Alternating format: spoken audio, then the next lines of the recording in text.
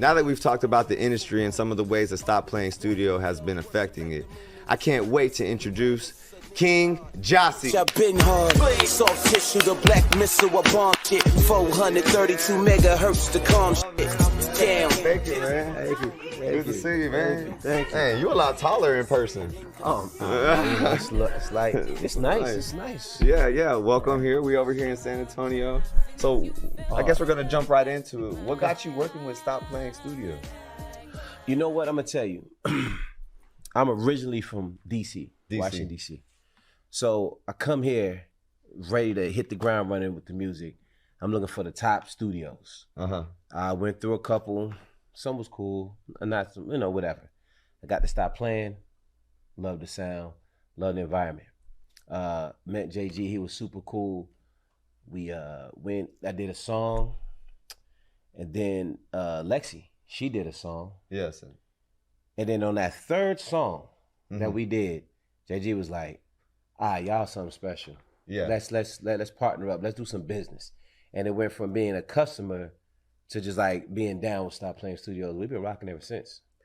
And have y'all created a lot of synergy throughout? I mean, have you noticed a difference between the first track that you guys recorded and maybe the most recent one? 100%. A lot of people don't understand how that being comfortable when you're in the studio, being able to work with people that, first of all, the thing is, at Stop Playing Studios, it's producers, engineers, artists, and key, making everything shake, really want shows. It's a one-stop shop.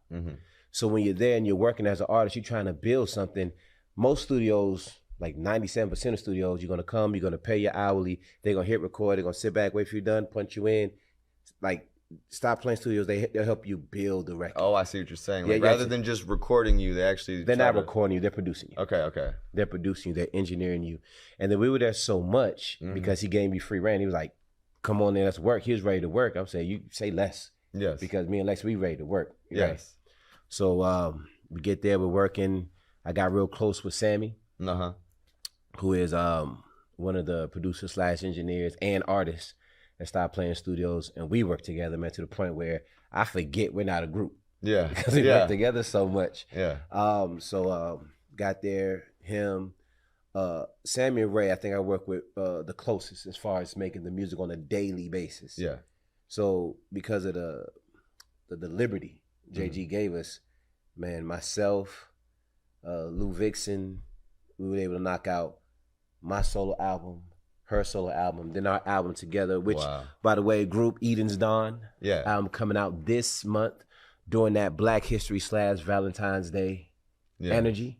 Because that's what we're about. Yeah, I've actually been able to have the opportunity to see you guys perform once. We were right there at Hotel Discotheque. Oh, yeah. The gala. I know you do a lot of performances, but that was one of them that I was able to see. And whenever having you and Lex on stage, having your voices and the way that you guys harmonize together, does that come just naturally through always being together? Or do you think that's more of like the artist side of things, that you guys are just naturally inclined? I think it's a combination of both. Okay. Because when you have talent, two talented people, talent's gonna take care of most of it anyway. But then if the two talented people got chemistry, that's when you get, that's when you can just close your eyes. It's the point guard, throw it up. You already know he gonna catch you on the other end and throw it down.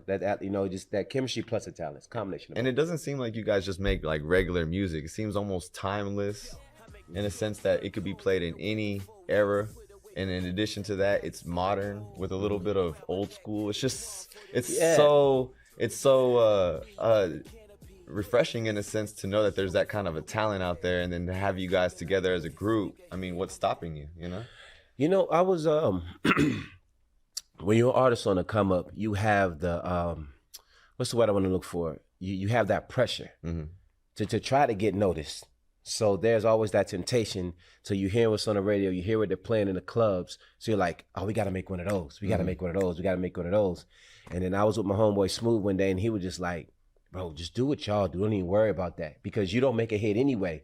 You make the music, and the people are going to tell you if it's a hit. So don't try to go to the studio to make a hit. Yeah. Just make the music. And the people will tell you if it's a hit. So we happen to be a fan of, I just think in the 90s with hip hop, we're a hip hop and R&B group. So I just think that when I think of my favorite rappers, my top 30 favorite rappers, 20 of them come from that era.